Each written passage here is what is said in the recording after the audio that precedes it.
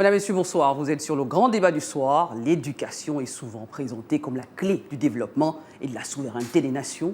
Mais au Gabon, entre annonces de réformes, pénuries structurelles persistent et attentes croissantes des familles, une question centrale demeure. Avançons-nous vers une véritable vision stratégique ou assistons-nous à une succession d'ajustements à la marge? Système éducatif sous pression, enseignement technique en quête de reconnaissance, fracture numérique persistante, partenariat État-entreprise encore timide, les parents d'élèves et les étudiants sont aujourd'hui en première ligne.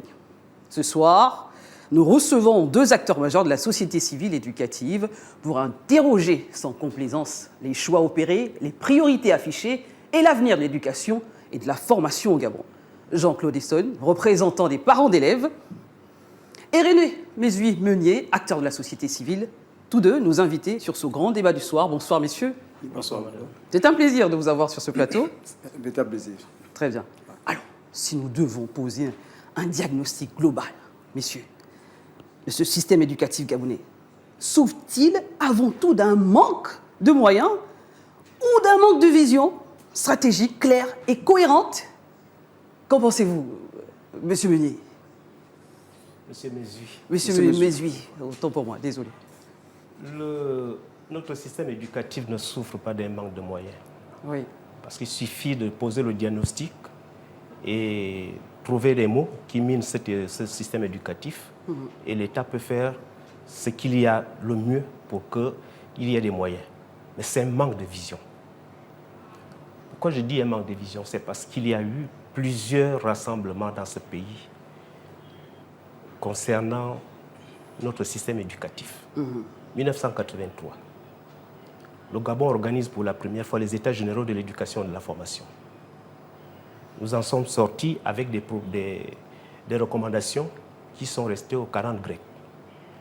Pourquoi ces États généraux? Simplement parce qu'on avait constaté qu'il y avait des classes à effectifs pléthoriques et qu'il y avait des classes à mi-temps. Il y avait une deuxième situation, c'était de changer le mode d'enseignement, notamment à partir du système global, du système syllabique au système global. La seule chose qu'on a retenue, c'est de refuser le système global. Ce qui fait que de 1983 jusqu'à un passé récent, nos enfants n'avaient aucun problème au niveau de la lecture, au niveau de l'écriture. Mais dans le même temps, ils se posaient ce problème en France parce qu'ils voulaient copier ce qui se passait en France. La méthode globale, ceux qui pratiquement qui ont le même âge que moi savent que Piga et Bika a été créé par deux Gabonais, intelligents, je dis, pour essayer de pallier ce système. Mais on a refusé cela en laissant le système prendre corps à partir des classes de CE1. Je vais prendre juste un exemple pour terminer parce que je ne vais pas me focaliser là-dessus.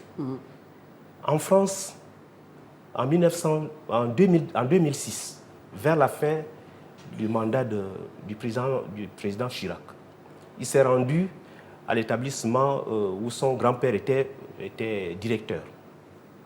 Les élèves du CM2 n'arrivaient pas à lire le livre du CE1. Alors on a posé la question au président Chirac, qu'est-ce que ça veut dire? Il a dit non, ils sauront lire quand ils seront en 6e. Alors on se retrouve aujourd'hui, pour revenir à votre préoccupation, avec des élèves en classe de 6e qui ne sachent ni lire ni écrire. Et ça, c'est un problème. Les choses arrivent au coup par coup, alors que tout a été étudié. Je vais revenir là-dessus parce que tout a été dit Monsieur au dialogue Mesui, national. je comprends que vous posez doucement vos jalons, vous y allez, vous prenez des anecdotes en France, on va revenir là-dessus. Monsieur Essonne, quels sont aujourd'hui les freins? Quels sont les obstacles? Où se positionne cette gangrène depuis quelques années? Piga et Bika, Tati le riche, Ondo le savant, c'était bien. À quel moment on est passé de vie à trépas, s'il faut dire ça comme ça? Merci de m'avoir posé cette question, qui est tellement une question pertinente. C'est une problématique, ce que vous évoquez tout à l'heure, c'est notre système éducatif. Par rapport à la question relative, si vous venez du tout à l'heure, notre système éducatif souffre de plusieurs maux. ce que nous constatons depuis plusieurs années. Malgré, comme disait le monsieur tout à l'heure, le cher aîné, le Gabon a tracé, c'est-à-dire notre pays, a eu organisé pas mal les états généraux et autres là, sur le secteur. On en a vu des réformes, les états généraux, la vision est là, les stratégies. Non, c'est pour la question, c'est-à-dire, malgré ces réformes, malgré, c'est-à-dire, l'organisation des états généraux, malgré l'organisation de la task force sur l'éducation en 2018, mais pourquoi jusqu'à ce jour, nous avons c'est-à-dire les facteurs bloquants? Qu'est-ce qui ne va pas dans notre système éducatif? La problématique reste posée. Ce n'est même pas question de moyens. Comme je disais tout à l'heure, c'est question de volonté. C'est question de volonté. Vous savez, c'est-à-dire l'école ou la formation sont les socles de développement dans une nation. C'est-à-dire il faut des priorités. Je crois que c'est un département auquel le système éducatif qui a besoin d'être renforcé, revoir, c'est-à-dire il serait souhaitable de faire un bilan. Qu'est-ce qui n'a pas marché? Faire l'autopsie. Malgré les moyens mis à la disposition de ces départements ministériels, pourquoi la machine n'avance pas? Est-ce que c'est du fait qu'on a passé de réforme en réforme? Parce que aussi on dit toutes les réformes. Oui. Ouais. Quel est on va dire le principal échec structurel justement que vous constatez vous en tant que parent d'élève sur le terrain? Vous savez, quand vous parlez comme vous disiez tout à l'heure, l'échec, on peut le définir, on peut le enregistrer à plusieurs niveaux. À plusieurs niveaux, oui. je voulais dire. Ça veut dire, si nous regardons, c'est-à-dire, si on part du principe de la formation, au niveau de, vous savez aujourd'hui, dans le système éducatif, parmi les mots qui minent, nous avons le déficit créé des enseignants. Que ça soit du primaire au primaire. Et même ça, voilà. On y arrive. On y arrive, voilà. Oui. Au niveau des structures d'accueil. Bien sûr que l'État, en partenariat avec le projet PISE, qui a conçu cette donne, mais ça ne suffit pas. Quand vous regardez certains grands établissements aujourd'hui qui ont un effectif de plus de 5 000, 6 000 élèves, c'est des établissements qui doivent être réfectionnés. Nous assistons aujourd'hui, c'est-à-dire les effectifs pléthoriques qui ont pour conséquence le double flux. Ça part de là, parce qu'au niveau des structures d'accueil, il y a un manque au niveau des structures d'accueil. Un établissement ne peut pas avoir un effectif plus de 7 ou 6 000 élèves, c'est tout. Ça fait au moins 4 ou 5 établissements. Vous voyez un peu, quand vous allez regarder dans cette classe en 6e ou en 5e, vous allez trouver les élèves qui sont assis trop, parfois 4 par banc. Vous voyez déjà, il y a déjà un problème à ce niveau-là, au niveau des structures. Donc, ce qu'il y a de le faire, il faut que l'État, dans Monsieur Mézouy, on a l'impression que chacun tire la couverture de son côté. Non, il manque des enseignants. Les autorités disent non, les enseignants sont là, ils ne veulent pas venir enseigner. Écoutez, moi, je continue à dire qu'on construit l'avenir en tenant compte du passé. Ce n'est pas le cas aujourd'hui parce qu'il n'y a pas la continuité de l'État. Vous l'avez dit en off tout à l'heure. Nous sommes dans le présent. Tout à fait. Nous sommes au présent. Oui. Vous l'avez dit tout à l'heure, chaque fois qu'il y a un changement à la tête, pas seulement du ministère en charge de l'éducation et de la formation, mais à tous les départements, celui qui arrive pense qu'il peut faire mieux que l'autre. Alors qu'il y a des dossiers qui existent. Pas de continuité. Pas de continuité. Oui. On met les dossiers du prédécesseur dans la poubelle et on veut réinventer la roue. Chacun emmène sa décoction, sa potion magique. Voilà, j'avais envie de vous dire tout à l'heure pourquoi cette émission. Oui. On va toujours échanger sur les mêmes questions, alors que toute la problématique a été posée. On parlait des États généraux tout à l'heure. Tout dernièrement, c'est le dialogue national inclusif. Plus de 38 000 Gabonais ont fait des contributions. Et dans toutes ces contributions, vous avez l'éducation et la formation qui étaient en pole position. Tout a été dit, tout a été proposé. Les ministères en charge de l'éducation et de la formation restent les seuls départements qui n'appliquent pas tout ce qui a été dit au cours de ce dialogue national. Nous avons demandé en son temps d'organiser des assises avec les différents acteurs concernés par les questions d'éducation et de formation, parce que tout est inclus dans ce rapport. Personne n'accepte de le faire. Mais en ce qui concerne les parents d'élèves, trêve de discussion, trêve d'échange, trêve de discours, nous allons organiser ces états généraux et nous allons faire des propositions objectives au président de la République, au gouvernement et aux autres institutions. Parce que nous en avons assez et nous allons poser des actes. Parce que si ça continue, Dans la Constitution, l'article 25 dit, c'est le parent qui doit accepter le type d'éducation qu'on doit donner à son enfant. Cet enfant-là, c'est lui qui va nous conduire vers notre dernière demeure demain. Et ce sont ces enfants qui sont l'avenir de notre pays demain. Mais si les gens s'amusent avec ça, nous serons obligés de prendre nos décisions. Nous ne sommes pas des syndicats, mais nous en arriverons là. Peut-on encore parler d'une véritable réforme éducative quand même, lorsque les mêmes dysfonctionnements persistent 10 ans encore, nous sommes toujours là? Pas la réforme, il faut la refonte de l'éducation. La refonte. La refonte de l'éducation. Oui. Alors, à partir de cet instant-là, si on est courageux pour mettre la personne qu'il faut à la place qu'il faut, et là, je crois qu'on marquera d'abord un premier point. Le reste vient après. Parce qu'à l'heure actuelle, ce qui se passe... Imaginez 2 établissements. Pourquoi l'établissement A fonctionne mieux que l'établissement B? Vous avez votre fils ou votre cousin qui est en France, qui est en train de faire des études. Vous attendez qu'il vienne pour être nommé chef d'établissement alors qu'il n'a jamais enseigné. Voilà les vrais problèmes. Vous avez parlé des enseignants tout à l'heure. Effectivement, nous, au niveau de la Fédération nationale des associations des parents d'élèves et d'étudiants du Gabon, nous avons dit qu'il manquait plus de 8000 enseignants. On nous a tapé dessus. Et ensuite, on est tombé sur les enseignants scientifiques. Nous avons dit qu'il y a plus de 1500. Ils nous ont dit non, il n'y a que 900. Allez-y voir sur le terrain si les 900 ont été formés. Alors qu'il manque plus de 1500. Comment pouvez-vous imaginer qu'un élève qui commence de la 6e en 3e n'a pas son professeur de mathématiques ni son professeur d'anglais? On ne peut pas parler de ça, on ne peut pas appeler le chat par son nom. Parfois deux, on se retrouve des classes, 2 trimestres. Parfois toute l'année. Sans un professeur principal. Non, parfois toute l'année. Je vous citerai le cas de l'huissier d'Ambé de Kango, lorsque nous étions en mission sur le terrain. Le personnel administratif nous a fait comprendre que non, de la CM jusqu'en terminale, il n'y a pas de professeur de mathématiques. C'est comme ça. Comment ils font? Vous avez les élèves qui sont en 3e, il y a les élèves qui arrivent en 3e, non, jamais fait la mathématique. Et qu'est-ce que ça vous fait, M. Esson, tel... Oui, mais attends, nous sommes l'association des parents d'élèves que nous représentons, c'est-à-dire les parents d'élèves qui sont regroupés au sein de l'APE, comme on dit. Notre rôle, lorsque il y a ce genre de situation, qu'est-ce que les APE font aujourd'hui? Vous savez aussi, il faut le saluer. Les associations des parents qui font des efforts en ce moment.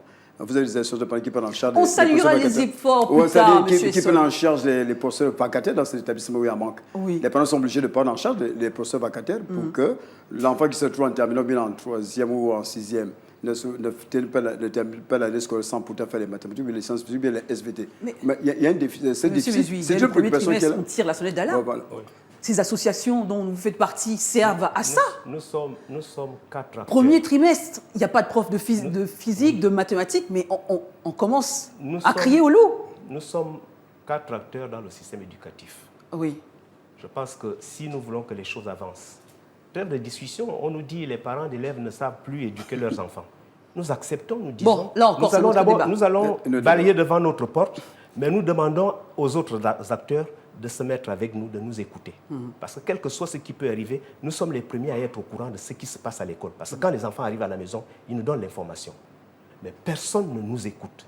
Nous sommes ce qu'on appelle un outil d'aide à la décision. Mais si vous refusez d'écouter ceux qui peuvent vous accompagner, alors on fait quoi? Maintenant, il va falloir que les hauts responsables de la République prennent des décisions qui s'imposent pour que cette façon de faire s'arrête. Nous sommes à ce niveau-là et nous disons, on ne peut pas continuer, nous sommes des parents, et si ces enfants-là sont mis au rebut de main... Dans un mariage où il y a une incompatibilité d'humeur, vous vous entendez pas, vous vous consultez pas, chacun a un mot à dire, mais finalement, on n'entend ni l'un ni l'autre. Qu'en pensez-vous, M. Mézui?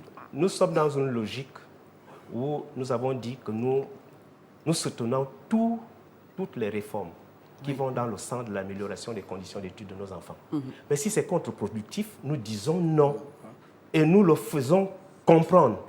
Et à partir de ce moment-là, il ne suffit pas seulement de se rebeller ou de s'énerver, on fait des propositions.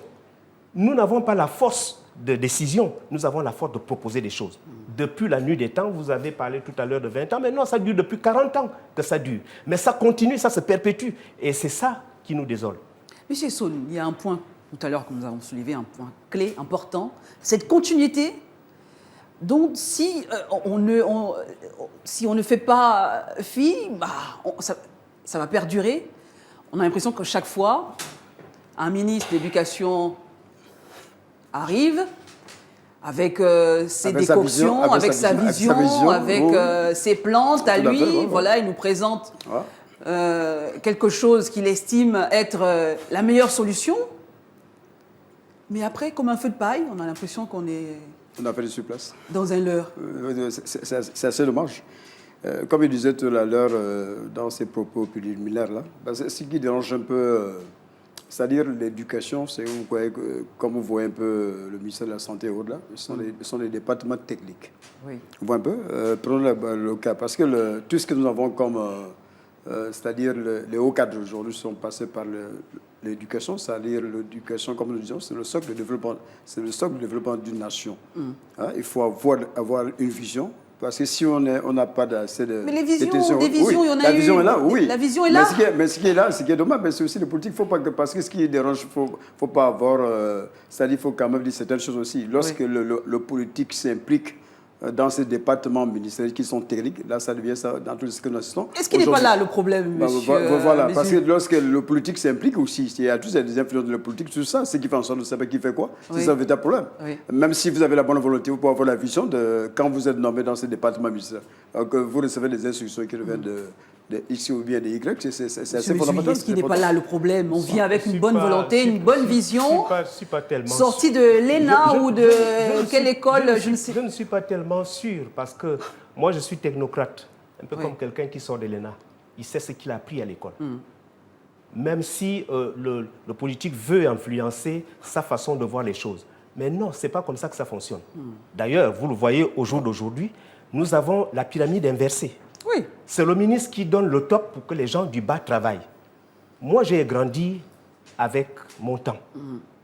Quand j'étais technicien, c'est moi qui préparais le travail pour le ministre. Parce que le ministre était parfois un sergent.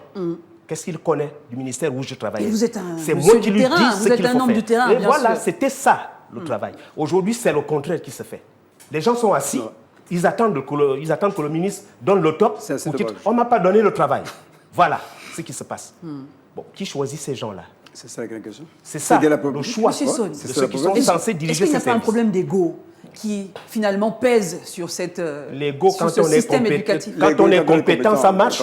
Mais quand on est incompétent, ça ne peut pas marcher. Qui est incompétent, monsieur Mais Ceux qui veulent jouer leur ego alors qu'ils n'arrivent pas à maîtriser les choses. Mais qui sont-ils? À qui incombe cette responsabilité Non, on ne peut pas finalement? donner les noms puisqu'on le Est-ce qu'elle est on le connaît pas. partagée, l'État, Non, les non, acteurs éducatifs, la société Non, civile? C'est-à-dire... Non. Non, on ne va pas, c'est-à-dire jeter un peu l'anathème X ou bien Y. Hein. Il y a une situation là, c'est une problématique qui est là. Peut-être qu'on est C'est une tous- problématique- on est tous contents aussi, Oui, c'est une peut-être. problématique qui est là. Comme je disais tout à l'heure, c'est-à-dire, il faut parler d'un principe. Je disais tantôt, est-ce qu'on a eu à faire, est-ce qu'on a eu à faire un diagnostic? Il faut faire un diagnostic. Pourquoi, malgré les efforts faits par l'État, malgré les États généraux, malgré les réformes, pourquoi on assiste toujours il y a des facteurs bloquants? Il faut les identifier. À partir de ces principes-là, ça nous permettrait de voir que c'est de le faire. Parce que le fait n'est pas parce que, comme je le disais, un système quand même éducatif, c'est la vision, c'est la vitrine d'une nation. Ça appartient en forme de cadres. Les cadres, pour avoir des cadres, il faut passer par c'est-à-dire c'est tout un processus, à partir du pré-primaire, jusqu'à tel point vous terminez votre formation au niveau de l'enseignement supérieur. Donc, Qu'est-ce qu'il faut- mais ce qui est dommage aussi, qu'il faut dire, il a dit, il faut impliquer les parents. Les parents sont au centre, c'est-à-dire des questions liées à la politique de l'école. On ne peut pas mettre de côté les parents. Est-ce que les parents ne sont plus dans un engrenage aussi aujourd'hui? Est-ce qu'il existe une école sans enfants? Il n'existe pas des enfants sans parents. Donc nous sommes les acteurs privilégiés. Lors des grandes décisions, il a dit tout à l'heure, nous avons des propositions que nous pourrons faire au gouvernement, des propositions concrètes pour sortir, pour qu'on trouve certaines solutions par rapport à ces mots qui minent Monsieur le Bézu, système est-ce que éducatif. les parents ne sont pas au milieu de quelque chose qu'ils ne comprennent plus? Comme une sorte d'engrenage, ça appuie vers quel sens Les s'ouvrir? parents sont tout malheureux de constater que depuis un certain temps, ils ne sont plus impliqués dans ce qui est fait. Et nous disons ce qui se fait pour nos enfants sans les parents est fait contre les parents et leurs enfants. Ça, c'est de un. La deuxième chose, je vois les séminaires, soi-disant, organisés par l'UNESCO et l'UNICEF. Ce sont des structures, comment dire, respectées dans ce pays. Je vois quelques élèves qui sont assis quelque part, deux kidams qui sont en train de dispenser je ne sais pas quoi, sans les parents. Vous croyez que vous pouvez trouver des solutions ici si on ne tient pas compte de la spécificité de ce qui se passe au Gabon. Non. Nous disons, nous ne pouvons pas accepter cela. Même si c'est une organisation internationale, quand c'est mal fait, nous allons toujours dire que ce n'est pas bon. C'est votre droit. Parce que c'est une façon, moi je prends ça, la responsabilité sur moi, en tant que responsable de la Fédération nationale des associations des parents d'élèves et d'étudiants du Gabon. Parce que nous observons ça à la télé tous les jours. Les gens qui vont dans les écoles, aller faire des séminaires du genre sur la consommation des stupéfiants. Ça veut dire qu'on a accepté les stupéfiants dans ce pays et qu'on va seulement leur dire consommer avec modération. Ah non. Alors oui, c'est ça. Et nous le confirmons. Et nous allons continuer à en parler aux parents parce que ça là, ça nous dépasse. Ça nous dépasse et nous, on n'en veut plus.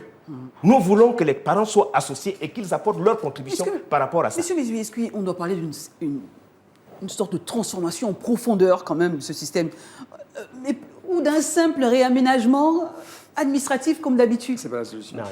Non, c'est pas ça la solution. Il faut revoir, j'ai parlé de la refonte. C'est pas ça la solution. J'ai parlé de la refonte tout à l'heure. Oui. Il ne faut pas biaiser sur les mots. Il faut appeler le chat par son nom. Appelons-le. Si vraiment on nous écoute, les gens suivent cette émission. Oui. Nous avons dit notre vérité. Nous attendons la vérité des autres pour que sur le terrain, c'est ça sur le terrain qu'on constate. On parle de l'entrepreneuriat aujourd'hui. Et on voit les gens, on distribue les attestations. Une entreprise, ce n'est pas une attestation. C'est un peu ce qui se passe avec l'école de nos enfants. Une fois qu'ils ont terminé, ils vont où? 100% de nos enfants ont eu le bac cette année. C'est la première fois que je vois ça. Et ils se retrouvent dehors, assis dehors. Pour faire quoi? Est-ce que c'est le résultat attendu? Nous disons non. Alors donc, pour le reste, vraiment, on va échanger, on va dire des choses. Tout a été dit. Il va falloir qu'on mette tout ça en pratique. Très bien. Monsieur, nous allons marquer une pause. On va continuer dans la deuxième partie. D'accord. Voilà, dans la deuxième partie de ce débat, nous aborderons les questions liées à l'enseignement technique, évidemment, de l'employabilité des jeunes, du numérique éducatif et des partenariats avec les entreprises, avec toujours nos invités sur ce plateau. A tout de suite pour la deuxième partie du grand débat du soir.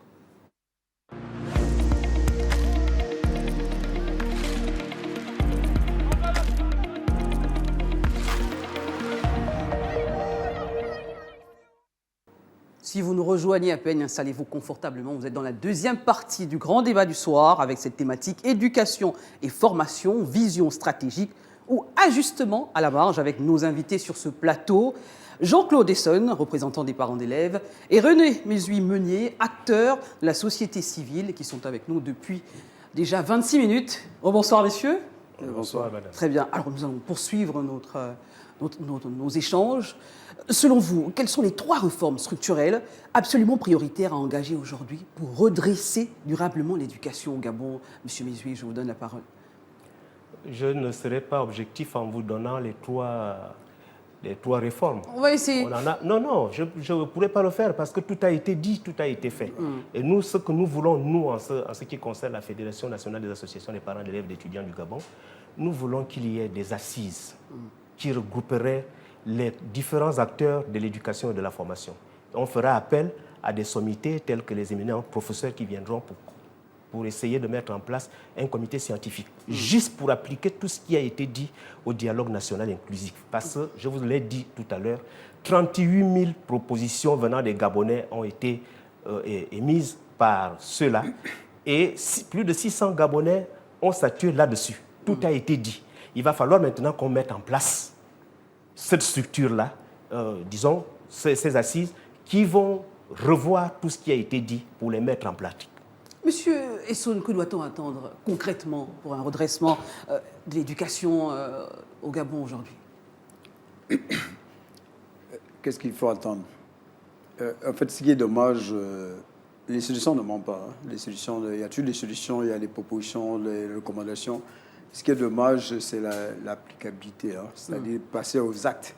En fait, normalement, on se trouve dans une situation, on n'a plus le temps au discours et autres. Il faut agir par les actes concrets. Vous voyez un peu, ça, comme je disais tantôt, le Conseil national auquel j'appartiens, je suis le premier vice-président.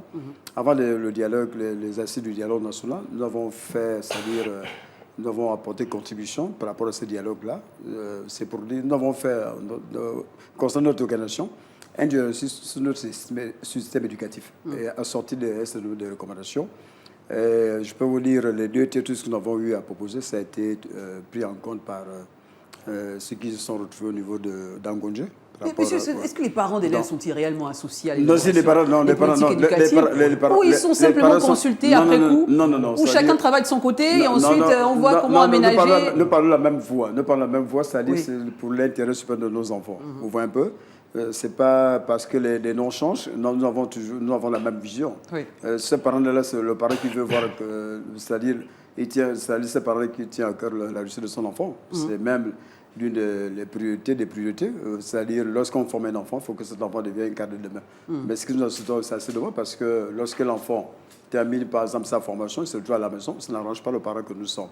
Vous voyez un peu, c'est l'inquiétude que nous partageons. C'est-à-dire, le taux de chemin auquel nous décrivons aujourd'hui, nous avons eu des formations auxquelles qui ne cadrent pas avec la réalité du terrain.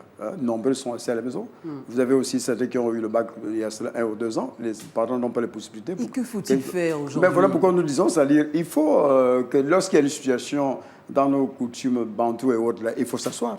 Il faut qu'on se retrouve, c'est-à-dire au corps de garde pour regarder qu'est-ce qui ne va pas. Je vous ai dit tout à l'heure, vous parlez d'un diagnostic. Est-ce qu'il y a eu les états généraux de 2010, il y a eu la loi 31. Quand vous regardez la loi 31, tout a été prévu dans la loi 31 sur l'éducation, vous sortez des états généraux de 2010.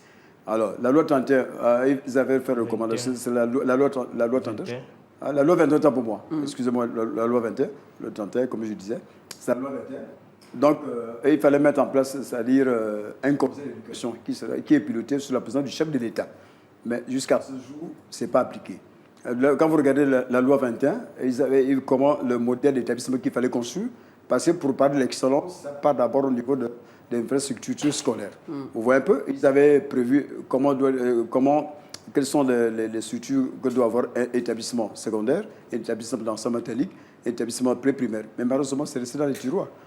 Quand vous regardez, c'est des choses qui ont été prévues, parce que ce que nous assistons aujourd'hui, comme je disais tantôt, c'est-à-dire les effectifs pléthoriques qui ont pour conséquence le double flux, c'était pour résoudre, parce qu'il faut d'abord construire, il faut investir, il faut l'extension, la construction et la nouveauté de ces établissements auxquels nous sommes confrontés, dont le système s'ouvre à ce jour. Très bien. Voilà. Monsieur Meunier, pourquoi l'enseignement technique et professionnel reste-t-il encore perçu comme une voie de second choix au Gabon, alors que sous d'autres cieux, c'est très important, alors que même que les pays, on a un besoin vital aujourd'hui. Je voudrais d'abord vous rappeler ici... Comment renverser aujourd'hui cette... Que les gens confondent l'enseignement technique et professionnel avec la formation professionnelle. C'est deux entités différentes. Alors, quand on mélange tout ça, ça veut dire qu'on ne veut pas avancer. C'est ce que nous avons dit au dialogue national. Et ils ont pris cela en compte. Parce que s'ils avaient pris tout ce qui a été dit dans ce rapport en compte, ils devaient comprendre que le mot d'enseignement dans les enseignements techniques et professionnels n'est pas le même que dans la formation professionnelle. La formation professionnelle forme des adultes. On a l'habitude de dire, ouais, voilà, on va à la formation professionnelle parce qu'on n'a plus rien à faire. C'est totalement faux. Les petits dragons aujourd'hui, qu'on appelle la Corée du Sud, même l'Allemagne, ils ont fondé leur développement sur la base de la formation professionnelle. Et aujourd'hui, les gens font fi de cela. On s'imagine que si l'enfant sort du système scolaire normal et qu'on l'envoie à la formation professionnelle pour raison d'âge, c'est un enfant qui est appelé à aller mourir là-bas. C'est totalement faux. Je reviens sur la même chose. Au centre de tout ça, il y a l'homme. Si nous n'avons pas des hommes et des femmes qu'il faut pour diriger ces entités, on n'ira nulle part. Ce favoritisme-là doit s'arrêter. Il faut qu'on arrête de faire du favoritisme là où il n'y a pas raison de mener le favoritisme. Donc, c'est d'abord la première chose. Le reste ne pourra venir qu'après. Parce que sinon, si on comprend ça, il faut mettre l'homme qu'il faut à la place qu'il faut, je crois que tout le problème sera résolu. Déjà, un début de solution. Très bien. Monsieur Soul, comment susciter aujourd'hui de véritables vocations et pourquoi pas des parcours assumés? On a encore cette... Monsieur Meunier en parlait, cette honte d'être à l'enseignement technique, on est encore...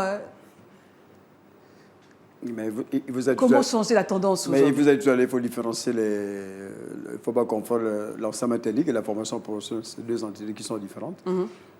Déjà, je vous ai dit tout à l'heure, tu parles de principes, comme je disais, il faut que l'État, c'est-à-dire, il n'y a pas que l'État qui est l'acteur privilégié, qui est l'acteur pilier de notre système éducatif, Quand on parle d'établissement d'enseignement technique, est-ce que les établissements d'enseignement technique aujourd'hui, c'est la grande question, répondent aux normes exigées? Il y a les critères pour construire l'établissement d'enseignement technique, ça veut dire le mot technique. C'est-à-dire il ne faut pas qu'on se retrouve avec les enfants qui font seulement la théorie et non la pratique. C'est le cas aujourd'hui.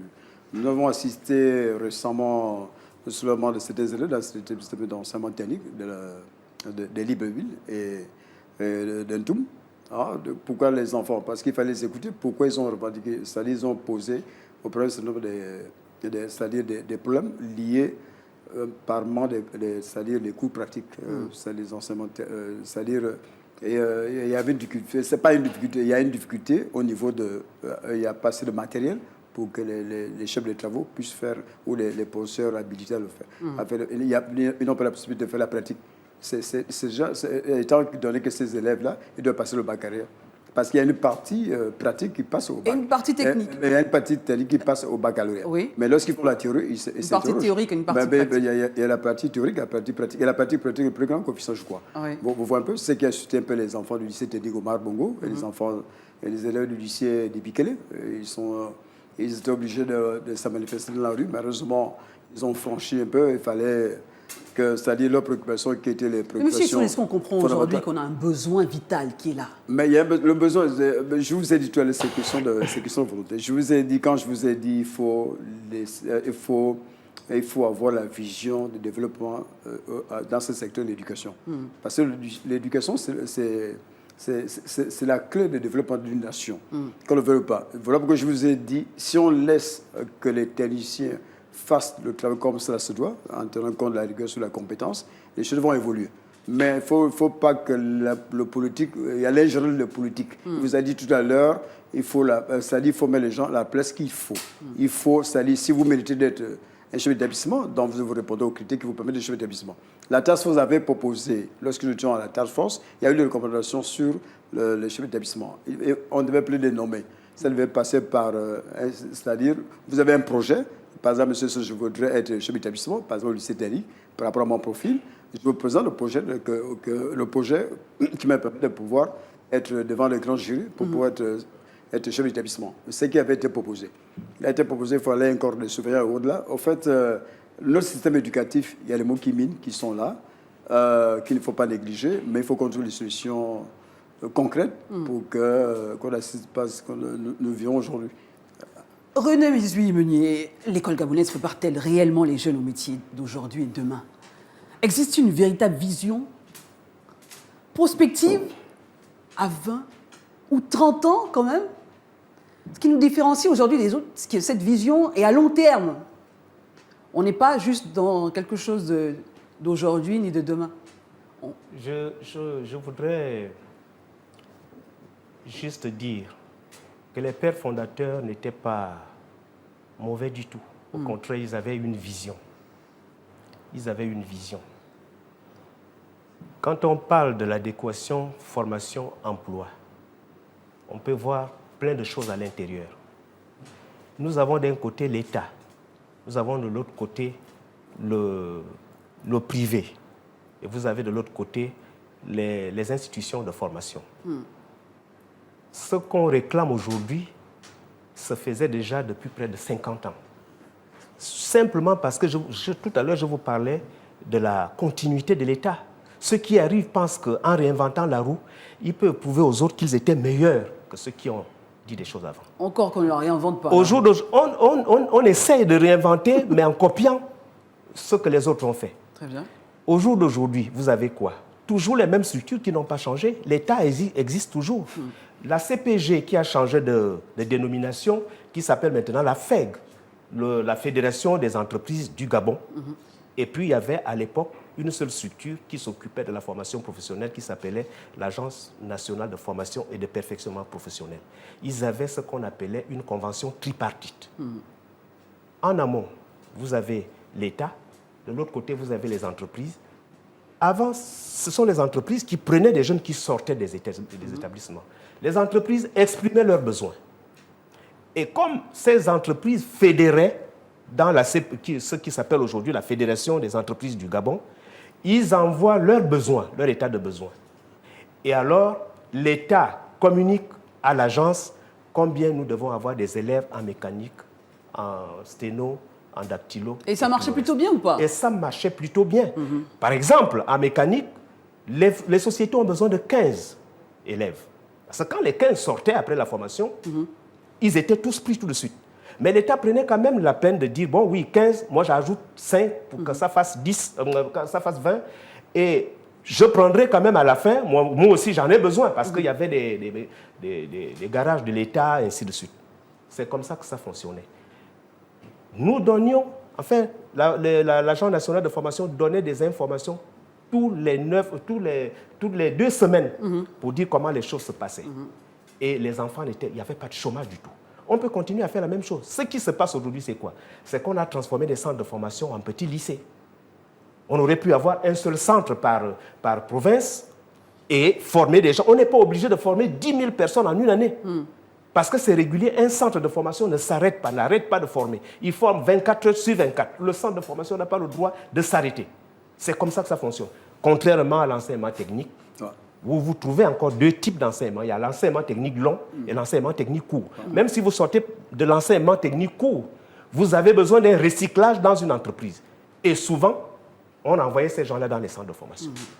C'est le même système qui perdure partout et qui fait marcher les autres États, qu'on doit appliquer dans ce pays. On n'a pas besoin de réinventer la roue et puis il faut tenir compte des spécificités de notre pays, ce qui n'est pas le cas à l'heure actuelle.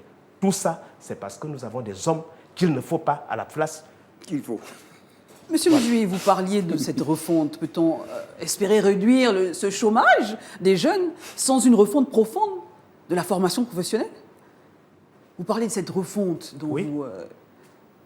La refonte de la formation, de tout le système éducatif, pas seulement la formation professionnelle, parce qu'il y a des passerelles qui ont été décidées. Un élève, s'il y a des déflatés de l'éducation nationale normale, ils vont à l'enseignement technique.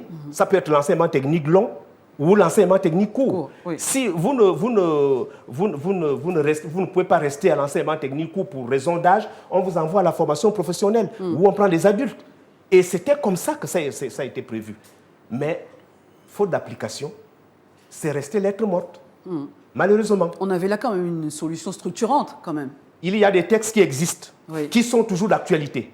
Vous savez, un texte ne peut pas vous dire bonjour. Un texte de loi ne peut pas vous dire bonjour. C'est celui qui se trouve derrière le texte qui le fait appliquer. Voilà comment ça marche. Mais si vous n'avez pas ces gens-là qui peuvent permettre à notre éducation d'avancer, d'appliquer les textes, ça ne vaut pas la peine, on va tourner en rond. Monsieur Soné, est-ce que les entreprises jouent réellement leur rôle dans la formation des futurs travailleurs? On a l'impression que c'est souvent des slogans politiques, partenariats, entreprises, voilà, on va faire des partenariats, mais dans le fond... S'il vous plaît, je n'avais pas envie d'interférer sur sa réponse. J'ai oublié un pan. Allez-y. Vous savez ce qu'on appelait le CNE, c'est comme ça qu'on l'appelait, qui est devenu aujourd'hui ONPE ou je ne sais pas quoi. Ils se permettent d'organiser des formations. C'est une aberration. Ils sont là, d'un côté, ils prennent les offres de services et de l'autre côté, les offres de formation. Ceux qui sont en manque de formation, on les forme pour qu'ils obtiennent le travail d'un côté. Parce que si vous êtes informaticien et qu'il vous manque un pan, on vous donne une petite formation pour que vous deveniez vraiment... Et qui doit assurer ces formations? Ce sont les différents centres de formation ou les établissements d'enseignement technique et professionnel. Mais au jour d'aujourd'hui, l'ONE se permet de former. Et moi, je continue à dire que c'est une aberration. On ne peut pas marcher sur les plates-bandes de l'autre. Eux, ils sont là pour recueillir d'un côté les emplois et de l'autre côté les besoins de formation. Et pour les besoins de formation, ils affectent les gens dans les établissements qui forment. Et maintenant, les sociétés attendent. C'est comme ça que ça fonctionne. Mais ils ont inventé des choses. Je vois de nouvelles têtes qui arrivent, qui sont là et qui inventent, qui réinventent. Et finalement, on tourne en rond et ça n'avance pas. Ça n'avance pas. Malheureusement, il faut commencer par là. Monsieur Soné, existe-t-il vraiment une véritable politique des responsabilités sociétales qu'on appelle RSE aujourd'hui, assortie à des contraintes et des engagements clairs aujourd'hui? Est-ce qu'il faut contraindre ces entreprises-là aujourd'hui à prendre leurs responsabilités et pourquoi pas? Est-ce que la faute se situe au niveau de l'entreprise? Vous savez, je disais au niveau de la formation, il faut avoir une vision et la politique par rapport au niveau de la formation. Est-ce que le fait de former et former? Parce qu'on forme pour que l'enfant, ceux qui bénéficient de la formation, puissent rentrer dans la vie active. La question de savoir, c'est-à-dire ces centres de formation-là, c'est-à-dire gérés par le ministère en charge de la formation professionnelle, nous avons posé la question, est-ce que par chaque année, c'est-à-dire après 2 ans, ils ont un retour pour savoir, nous avons formé sur l'ensemble du territoire tant de compatriotes, parmi ces compatriotes, combien qui ont trouvé du travail? Est-ce que nombreux sont rentrés dans la vie active pour l'intégration? Est-ce que les filières auxquelles nous avons eu à ouvrir sont adaptés par rapport à la demande des entreprises? Entreprises doivent travailler en synergie parce que qui exprime le besoin, c'est l'entreprise et qui forme. C'est le centre, comme je disais tout à l'heure. Ça ne devait pas être le rôle de, comme je disais tout à l'heure, l'ancienne l'ONEuse qui s'occupait de toutes ces questions-là. Donc il faut avoir, c'est-à-dire une politique par rapport au niveau de la formation. C'est-à-dire on ne peut plus former pour former. Hein. Il faut former en fonction des besoins exprimés par les entreprises pour que ce qui fait en sorte que le pays puisse se développer. Parce que lorsqu'on forme, que l'enfant se retrouve, ce qu'on a formé se retrouve à la maison, c'est un impact au niveau de la société. Vous voyez un peu le chemin auquel nous décrivons aujourd'hui, ça partit aussi ceux qui sont sur le centre qui n'arrivent pas à rentrer dans la vie active. C'est une problématique, toute la question reste posée. Messieurs, nous sommes quasiment arrivés à la fin de cette émission. Nous n'allons pas nous séparer sans parler du numérique. Aujourd'hui, il est indéniable. Le numérique est une opportunité aujourd'hui pour vous de modernisation ou un facteur supplémentaire d'inégalité? Parce qu'on sait, dans un contexte où l'électricité, la connexion et même l'ordinateur reste encore un luxe pour certains. Qu'en pensez-vous? Je ne suis pas contre le progrès, personnellement. Mais je me dis quand même que lorsqu'on part d'une situation à une autre, il faut qu'on maîtrise d'abord la situation A avant de passer à la situation B. On parle du numérique aujourd'hui. Qu'est-ce que le numérique va nous apporter de concret par rapport à ça? Que les enfants commencent à apprendre le numérique à partir de l'école, il n'y a pas de souci. Mais aujourd'hui, il faut que nous maîtrisions d'abord cet outil pour mieux comprendre. Parce que j'ai l'impression que qu'allons-nous le maîtriser si on ne le fait pas maintenant, M. Mézouy? Pardon? Qu'allons-nous maîtriser ce numérique si on ne le fait pas maintenant? Je ne demande pas de retarder les choses. Moi, mon problème, c'est que quand je regarde comment l'État gabonais fonctionne, quand ils vont commencer à balancer les satellites quelque part, alors que nous n'avons même pas quelqu'un ici pour concevoir un satellite, ils vont dire, oui, il faut faire les satellites, c'est ce qu'on a dit. Mais je ne suis pas sûr que ça fonctionne comme ça. Je pense qu'il faut d'abord commencer par maîtriser ce que nous avons en tenant compte des spécificités de notre pays. Et ensuite, quand on va aller vers le numérique, qu'on sache là où nous mettons les pieds. Au lieu de le dire comme ça à tout va, moi je pense que ce n'est pas de cette manière-là que ça fonctionne. Monsieur Soun, est-ce que vous corroborez les propos de M. Mézouy? Le numérique, aujourd'hui, on ne peut plus faire sans. Nos enfants le réclament et sont quasiment à une longueur d'avance par rapport à nous aujourd'hui. Ces enfants qu'on pense être l'avenir, mais on est dans le présent, nous parlons aujourd'hui dans le présent. Mais vous savez que les nouvelles technologies de l'information fait en sorte qu'aujourd'hui, qu'on le veut ou pas, qu'on a besoin avoir l'accès à l'Internet. Bon, pour que ça soit parce que j'ai suivi certaines écoles, c'est pas cet établissement qui ont fait le lancement de pilote pour le dont on fait la diffusion. Mais il ne faut pas, c'est-à-dire, il faut pas du principe, c'est-à-dire, il ne faut pas placer sur la charrue avant les bœufs. Il ne faut pas que les mêmes causes produisant soient les mêmes effets. Nous l'avons dit, aucun parent ne peut perdre compte par rapport à que l'enfant puisse apprendre, c'est-à-dire le numérique à l'école, parce que la plupart des recherches aujourd'hui se font par l'Internet dans nos maisons. Mais nous avons attention, il faut que ça soit canalisé. Il faut protéger ces enfants pour l'utilisation usage de ces outils qui est indispensable pour leur recherche. Mais attention parce que, comme je disais, tout passe par le développement, c'est-à-dire il faut la construction, les extensions. Parce que, est-ce que si on prend le lycée Mba, qui peut être un établissement pilote, je prends un exemple, est-ce que c'est le cas du lycée Ndombé de Kango, ou bien de l'UB Marcel de Toutouma, ou bien le lycée Jean-Baptiste de Ciment, dont les structures ne répondent pas. Vous voyez un peu, d'abord, ce sont des établissements qui sont confondus. Nous sommes quasiment arrivés à la fin de cette émission, M. Sow. Nous allons justement vous laisser conclure. Si rien ne change en profondeur, à quoi ressemblera, selon vous, l'éducation nationale dans 10 ans, dans 20 ans? Quel est votre mot de fin, M. Jean-Claude Essou? Le mot de fin, par rapport à la problématique de notre système éducatif, je disais tantôt, il y a des pistes de solutions. Nous sommes, c'est-à-dire, il est l'heure de juger par les actions concrètes. Donc, je veux dire par là, je vous ai dit, la loi 21, dont je faisais allusion dans mes propos. Très rapidement. Au début, oui. Donc, dans la loi 21, il est prévu le conseil d'éducation qui doit être présidé par le président du chef de l'État. Il faut que ça soit appliqué. Ah, c'est ce conseil qui permet de définir la vision, c'est-à-dire sur la politique dans une nation, où les grandes décisions sont prises ou par rapport à ce qui se passe aujourd'hui. René Mézouy, quel système éducatif souhaitez-vous voir émerger aujourd'hui? Nous souhaitons, en ce qui nous concerne, un système éducatif performant. Et nous ne pouvons pas atteindre cette performance si nous n'avons pas tous les outils qui vont dans le sens de l'amélioration des conditions d'études de nos enfants, notamment les enseignants, les salles de classe et toutes les structures pédagogiques nécessaires.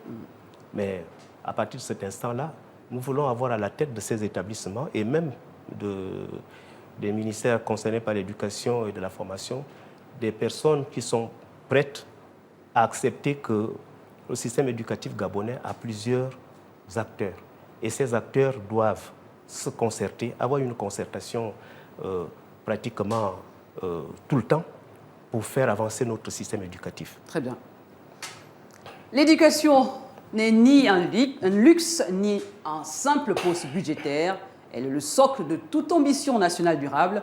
Au fil de ce débat, une évidence s'impose: sans réforme structurelle cohérente, sans partenariat solide entre l'État et les entreprises, sans revalorisation réelle de l'enseignement technique et sans un numérique éducatif inclusif, les ajustements à la marge ne suffiront plus.